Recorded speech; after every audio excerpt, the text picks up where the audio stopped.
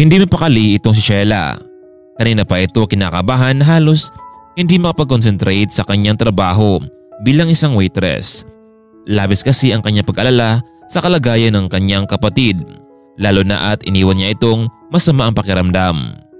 Ilang araw na rin itong nakaramdam ng pangirot na katawan, halos hindi makahinga. Pero wala siyang nagawa kundi iwan muna ang bunsong kapatid para magtrabaho. Gusto niya kasing dalhin ang kapatid sa ospital para ipa-check up ito. Minsan kasi napansin ni Sheila na naghihina at hindi makahinga ang kanyang kapatid na si Crisel. Sumagi tuloy sa kanyang isipan na baka katulad ito sa sakit ng kanyang ina na dahil sa walang sapat na pera, kaya bilang panganay sa kanya nakaatang ang responsibilidad, lalo na at pumanaw na ang kanyang mga magulang. Kailangan niyang kumayod sa murang edad para mataguyod ang kapatid nito. Hindi siya nakapagtapos ng kolehiyo at dahil silang dalawa lamang ang naiwan, malayo sila sa kamag-anak at gagawin niyang lahat para sa kapatid. Sa edad na 20 taong gulang, siya na ang naging ina at ama dito. Habang naka-duty ito sa mga oras na iyon ay biglang may tumawag sa kanyang phone at nagmula ito sa kanyang kapitbahay at kaibigang itong si Cassie. Abot ang kaba nito kung bakit tumawag ang kaibigan. "Hello Cassie, ano nangyari?" "Sheila, nandito ako ngayon sa ospital. Dinala ko ng kapatid mo. Bigla siya nawalan ng malay kanina, kaya pumunta ka dito ngayon na." "Sige Cassie, maraming salamat."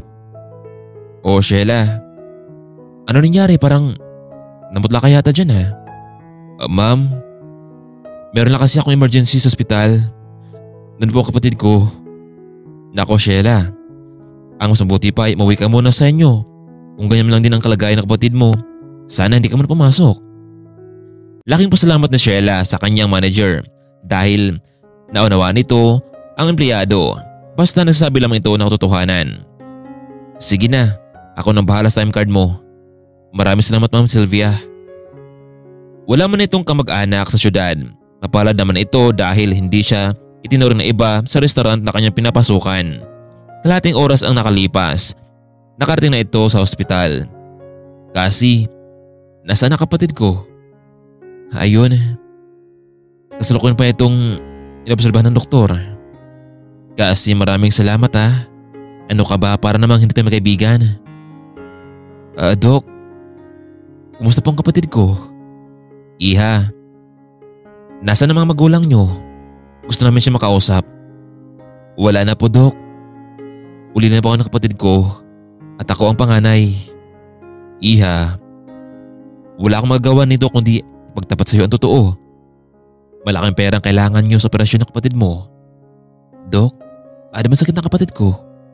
"Iha, meron siyang sakit sa puso, kaya habang maaga pa ay dapat operahan siya. Sabi mo lang sa amin kung nakapaghanda na kayo ng pera." "Sige Iha, pupunta muna ako sa ibang pasyente." Hindi makakilos itong si Sheila sa kanyang narinig mula sa doktor. Hindi niya alam kung saan niya hagilapin ang ganong kalaking pera. Ni buong sahod niya sa isang taon ay hindi pa rin kakasya sa bayarin sa ospital.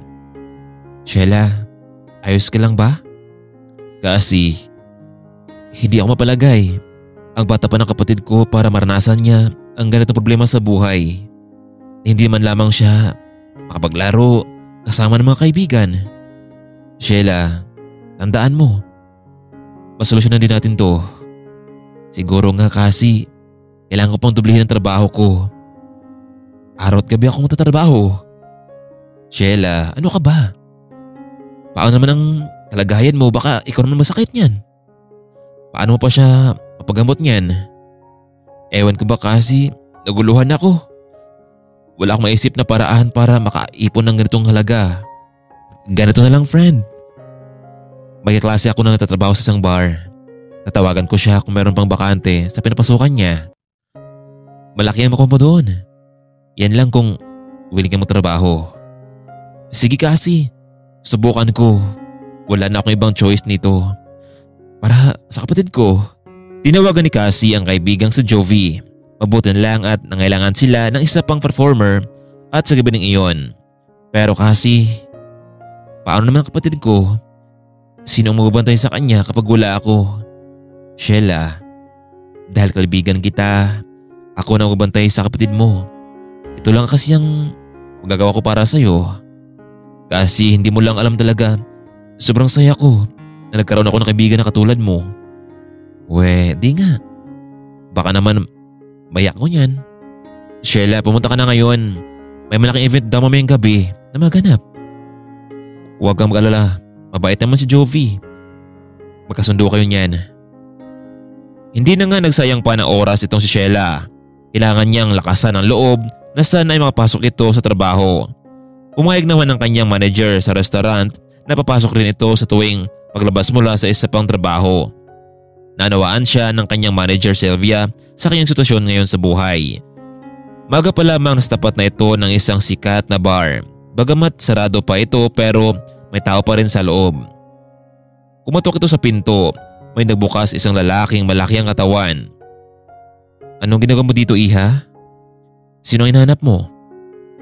Sir, nandito ba si Jovi? Pinapunta kasi ako dito ni Cassie, yung kaibigan niya. Sige, ikaw na ba yung papasok mamayang gabi? Binuksan ng guard ang pintuan at tuloy nakapasok sa loob itong si Sheila. Malaki ang naturang bar, kaya pala hindi makakaila na sikat ito sa kanilang lugar. Maya-maya pa, may sumalubong sa kanyang isang magandang babae. Ikaw na ba si Sheila?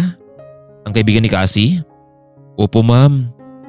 Nako, huwag mo na akong tawaging ma'am. Jovi na lang. Pero ang bata mo pa, Sheila, ha? Sigurado ka bang 20 years old ka na? Oo, Jovi. Kailangan ko talaga ng trabahong ito. Sana matulungan mo ako. Oo naman. Ayaw kong mapahiya sa kaibigan kong si Cassie. Kumusta na nga pala siya? Ayun. Nasa ospital, binabantayan ng kapatid ko. Ganito, Sheila. Marunong ka bang sumayaw? Oo, Jovi. Sumabay ka na sa rehearsal namin mamaya. Baday lang naman ang sayaw eh. Maniguradong makabisado mo ito. Mga high class kasi ang magiging guest natin mamayang gabi. Kapag naging successful ito, malaki ang makuha natin pera kaya galingan natin. Hindi naman nahirapan itong si Sheila dahil mahilig din naman itong sumayaw kaya agad itong nakabisado. Sheila, bumalik ka mamayang hapon ha. Kailangan muna natin bupaganda. Pero ikaw, natural ang ganda mo. Counting makeup na lamang at kakaiba ka na. Basta, huwag kang malate mamaya. Sige Jovi, maraming salamat. Muli muna ito nagtungo sa ospital para kausapin ang kaibigan na natanggap na ito sa trabaho. Kasi, kumusta ang kapatid ko? Nagising na ba siya? Wala pa rin, Sheila. Kumusta ang lakad mo? Nagkausap na ba ka ni Jovi? Oo kasi, salamat sa tulong mo ha. Mamaya nga pala magsimula na ang trabaho ko. Sheila, ayos lang ba? Sa'yo ang trabaho mo yan. Kung gusto mo, pwede ka pang matras. Kasi, nakapasa na ako. Bakit pa ako atras? Gagawin ko ito para sa buhay ng kapatid ko. Basta friend, tawagan mo ako kapag nagising ng kapatid ko ha. Sa araw ng iyon, magang bumalik sa bar itong si Sheila. Kinakabahan man ito pero kailangan niyang lakasan ng panindigan ang trabahong iyon. Kasuluhin itong naglalakad sa may eskineta habang bitbit nito ang ilang mga damit. Ngunit sa hindi inaasahan, may sasakyang biglang huminto sa kanyang harapan. Biglang bumukas ang pinto at pilit siyang ipinasok sa loob. Nakita niya ang isang lalaki at hindi na ito kakilala. Bigla niya itong sinuntok sa muka at agad tumakbo palayo. Hindi na nagawa pang humabol ng lalaking iyon sa kanya. Dahil sobrang takot na Sheila, hindi na malayang napagod siya katakbo. Inisip niyang baka nasundan ito pero nakarating siya ng ligtas sa bar. O Sheila, mukhang hiningal kaya tayo ngayon ha. Jovi, meron kasing lalaki na gustong ipasok ko sa loob ng sasakyan. Mabutan lang at nakatakas ako. Nako Sheila, mabuti lang at nakawala ka. Nakalimutan kong sabihin sa iyo na dapat hindi ka maglakad ng mag-isa dahil delikado ang panahon ngayon. Anyway, nakausap ko ng manager. Since nawala siya ngayon, ako muna ang magbabantay sa inyo. Meron tayong isang malaking isda mamayang gabi. Gawin mong lahat para ma-entertain mo siya at kapag nangyari yun, magiging pera ito. Ibibigay ko sa iyo si Mr. Dimitri, isang mayamang tao. Kapag nagustuhan ka niya, yung performance mo, tiyak na makaipon ka ng pera. Ano kaya ang mangyari sa unang gabi ni Sheila sa kanyang trabaho? Magiging matagumpay kaya ito, lalo na at makaharap niya at makasama sa gabing iyon ang lalaking nasuntok niya sa may labasan. Matutuloy pa kaya ang trabaho niya sa bar o hindi na ito papasukan dahil sa kanyang ginawa sa lalaking iyon? Paano kaya ang gustusin sa ospital kung hindi matuloy ang kanyang trabaho? Kaya mga kaibigan, abangan natin ang sunod na kwento sa ating part 2. Shoutout nga pala sa mga kaibigan nating walang sawang sumusuporta. Keep safe always, abangan po natin ang ating part 2.